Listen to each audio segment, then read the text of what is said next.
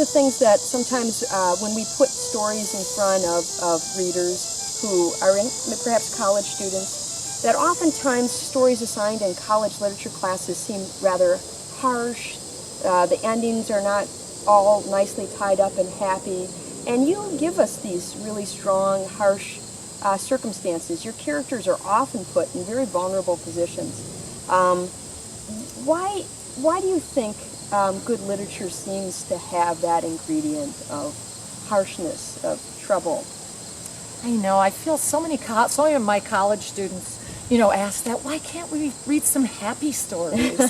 I think it's the work of literature to explore difficulty, and there are other kinds of writing that are more, say, escapist. Mystery stories and romances. They're very escapist in the sense that in some way they encourage the reader to turn off her brain and just go for the ride and just, in a romance what's going to happen at the end. And in a mystery they're going to catch that bad character and they're going to put that bad character away.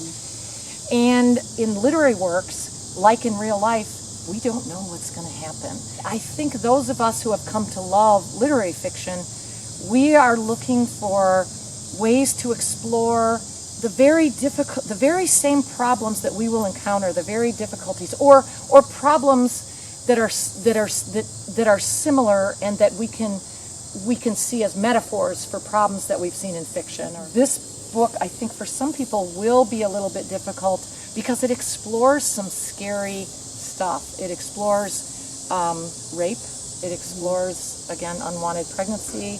It explores the dark place that families sometimes go, the places where families, things in families are not like the pictures we see in Norman Rockwell. They're not like sitcom families, but they're families that have to work through difficult problems and maybe economic problems and maybe other kinds of problems. But I think there's a reason that the stories that have really lasted, the stories that we continue to read for hundreds of years, we're still reading Chekhov, we're still reading, Moby Dick, we're still reading Charles Dickens, because they were dealing with the tough problems.